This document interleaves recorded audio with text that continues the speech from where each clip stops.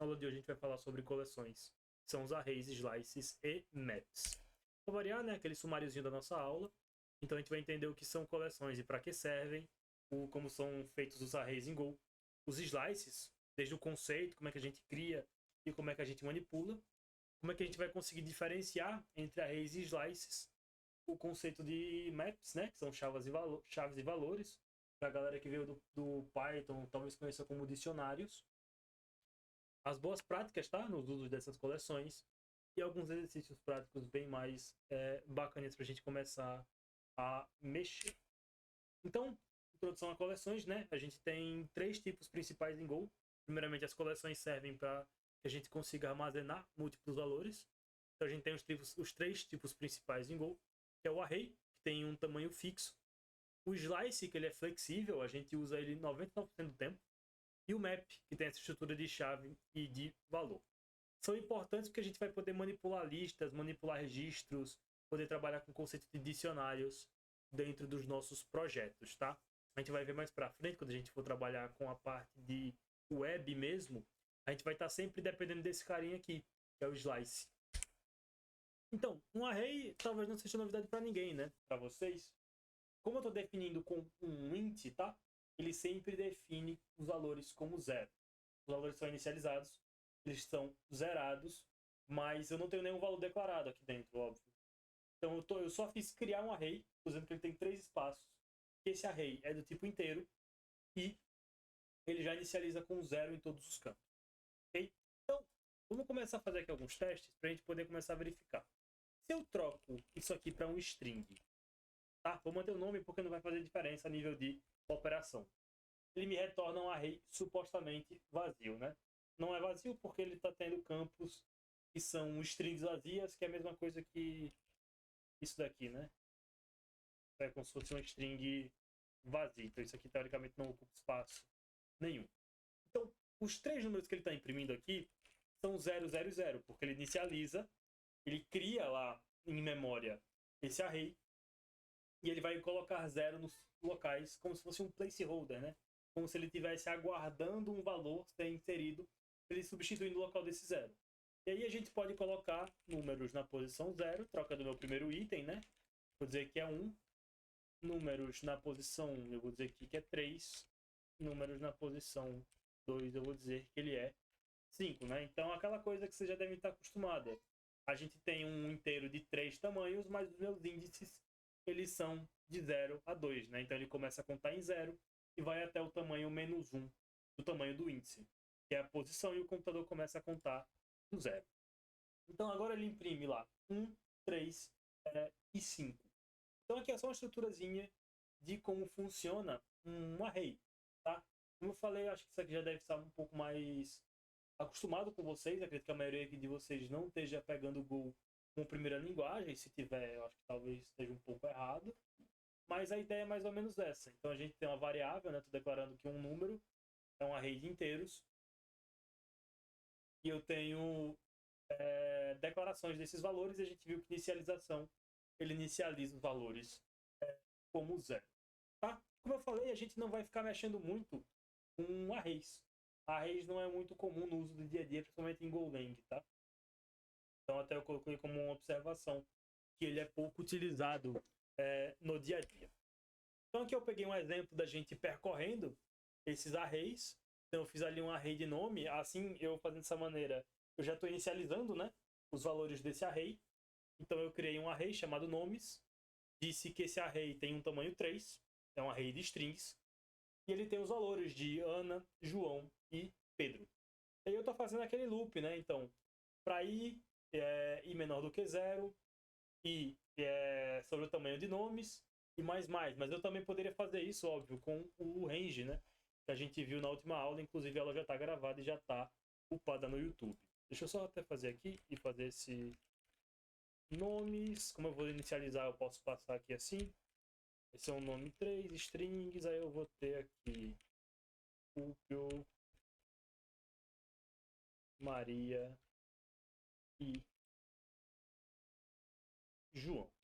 Olha, esses 3 eu posso utilizar, né? Então eu posso fazer aquela coisinha que a gente viu na aula sobre funções e sobre loops. que é o seguinte: eu posso receber um valor i e um valor, sei lá, nome. Então, usar o meu for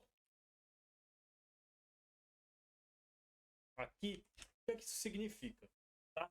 Estou fazendo um loop, eu estou percorrendo sobre o range de nomes. Significa que eu estou percorrendo todos os itens de um array específico. O que é que o range vai fazer? Ele vai pegar sempre dois valores.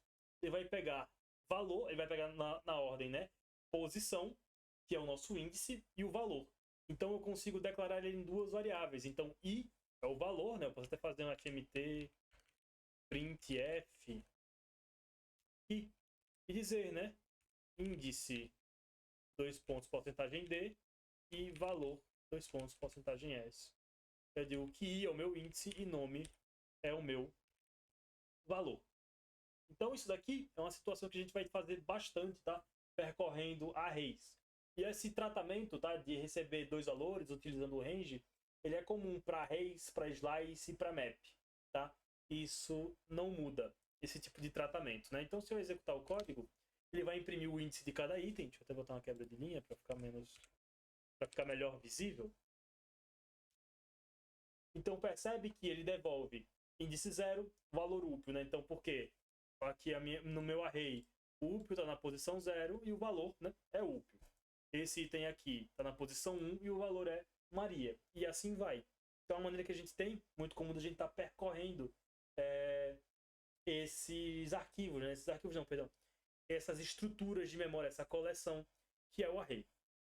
E aí a gente vai para a definição de como funciona, né? Aqui eu coloquei um exemplo também que utiliza o for padrão, aquele for, né, de declaração de inicialização, condição de rodagem e comportamento pós-loop, mas aqui não é tão necessário para a gente seguir esse padrão, porque eu tenho o for range que eu acho melhor.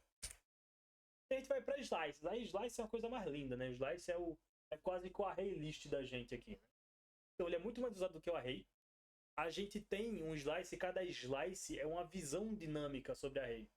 A gente pode crescer e reduzir eles dinamicamente. Coloquei uma declaração, vocês vão ver que é bem semelhante, né? Se a gente for puxar a um slice de um array, uma declaração bem semelhante. Então, eu posso buscar isso aqui e definir que, por exemplo, eu vou ter um var slice. Vai ser um array de, sei lá, inteiros. Aqui, ele só está reclamando porque não foi utilizado, tá? E eu posso começar a adicionar valores aqui dentro. Inclusive, eu posso declarar, né? Como a gente já faz, de inicializar aqui alguns valores. Eu tenho que tirar esse var aqui da frente. Eu posso dizer que vai ter um 1, 2, 3, 4, 5, 6. Por exemplo, eu tenho um slice que tem esses valores. Tá reclamando porque não foi utilizado. O terceiro parâmetro na função slice nos slides. Esse terceiro parâmetro que você está dizendo, esse 4 aqui, João, esse terceiro parâmetro é porque eu posso passar mais de um, tá? Então, nesse caso, ele está passando o 3 e o 4, tá? Então, manipulação de slices é um caminho normal que a gente vai ter. Existe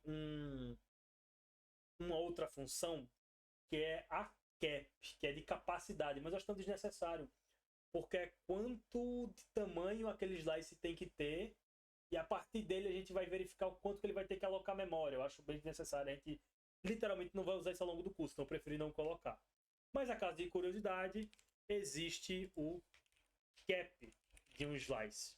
Nesse caso ele vai retornar o tamanho alocado desse slice, né? Então, a nossa primeira API, Thiago, ele vai vir mais ou menos no módulo 3. Então, que devem ser mais 2 semanas, talvez 3. Porque eu tenho que passar muito conceito para a gente começar a montar APIs aqui em Go, tá? Tem a diferença, né, de um array e de um slice. Então, um array ele tem um tamanho fixo. Então, maps, né?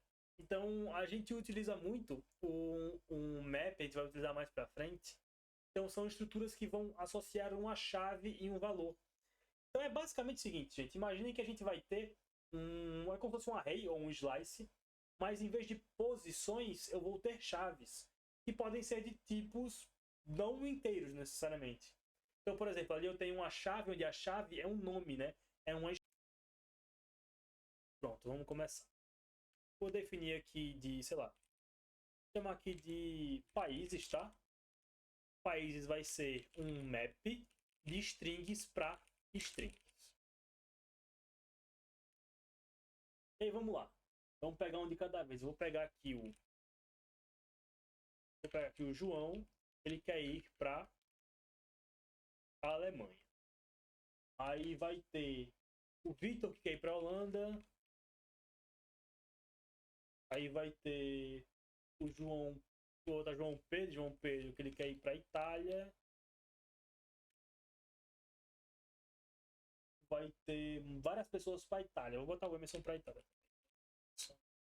Para também. Vou colocar aqui assim, essa nomenclatura. Ok, pegamos esses 4 casos daqui. O que significa? Significa que eu não vou conseguir mais acessar, como a gente fazia num slice, né? No slice de países na posição 0. Por quê? Porque países, os índices dele, entre as que a gente chama aqui de chave, são strings.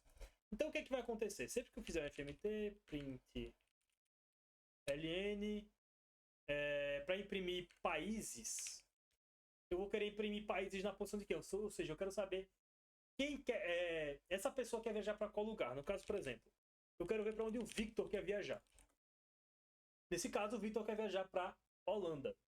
Então, a gente pode fazer um programinha que utiliza de um loop, né? O for. Então, eu posso dizer que for pessoa e país em range de países, né? Que é o nosso map.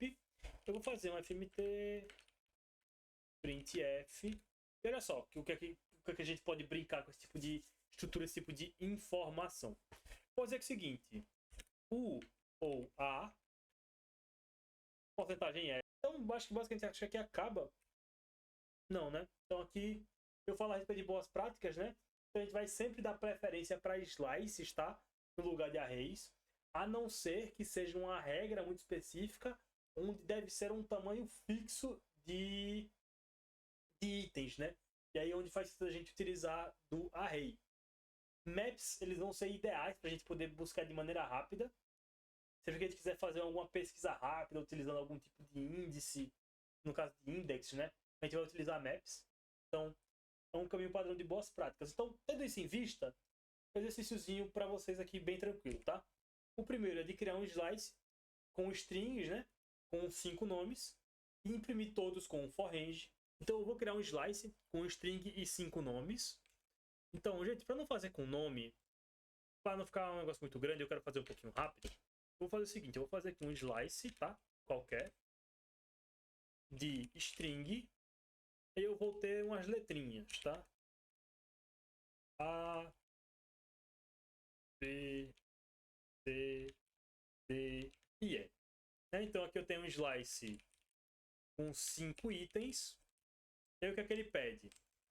Ele pede para que eu imprima todos com for range. Como vai imprimir com for range, eu vou fazer aquele print bonitinho, tá?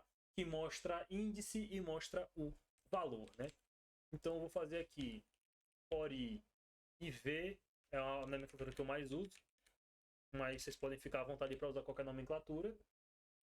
Em range do meu slice, mt.printf, índice, porcentagem d, valor, porcentagem s, quebra de linha, o i e o v. Então, só executando aqui para a gente ir fazendo uma coisa de cada vez. Imprime todos os itens, mostra bonitinho com os seus respectivos valores, né?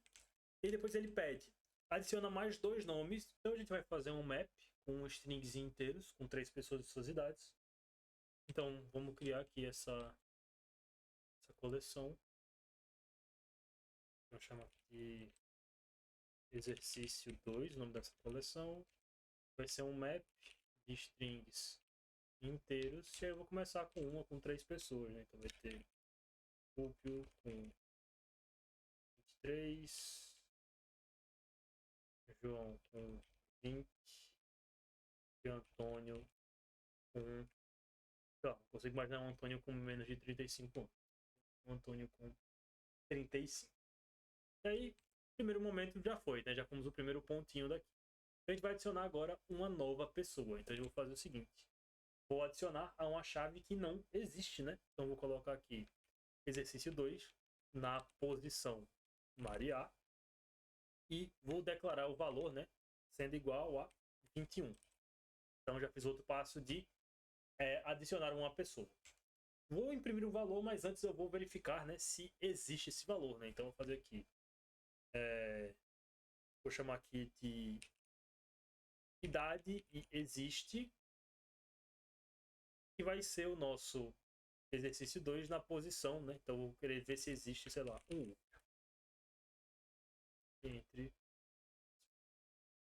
E aqui ele já define, né? Idade sendo um int e aqui sendo um booleano, né? Se existe, né? Então, if existe, fmt.println o que tem porcentagem de anos, printf, aqui é idade, tem uma quebra de linha. Caso contrário, né? Então else fmt.println não existe útil no map. Então aqui só um exemplo, tá? Então ele existe, né? Como eu existo no map. Aqui acontece, mas no caso eu coloque Carlos, a verificação vai ter uma saída diferente, né? Porque não existe Carlos, na realidade. Tá. Então, não existe Carlos no map. E a gente pode remover uma das chaves. Eu vou remover, por exemplo, a chave João. Então, vou utilizar o delete do meu map, né? Que é exercício 2. Eu vou tirar o João. Então, se eu fizer um println, até mostrar para vocês como é que fica um println aqui, se eu colocar para mostrar os exercícios, né? Se eu imprimir um map, qual que é a saída, né? Então ele remove o João, então sobra só o Antônio com 35, né? Ele mostra dessa maneira, Maria com 21 e o Pio com 23. E aí, como vocês podem ver, o print ele já ordena, né? Na maneira alfabética, tá? Então se eu não deletar o João, por exemplo,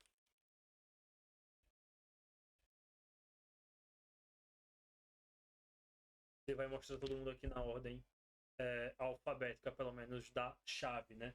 A maneira que a gente chama de crescente. E aí vai ficar um exercíciozinho para vocês, tá? Vou colocar como desafio, eu vou criar uma atividadezinha lá no Classroom. Então vocês vão receber um programa que recebe notas de alunos em um slice. E aí você vai calcular a média de todos esses alunos, né? Então vai ser uma nota por aluno, né? Então vamos supor que é um slice com 10 alunos, cada nota representa um aluno. Vai mostrar a média geral, depois você vai mostrar a maior e a menor nota, você vai ver a quantidade de alunos com a nota acima de uma média. Eu coloquei como dica você utilizar o for range para algumas situações e as variáveis auxiliares. Então,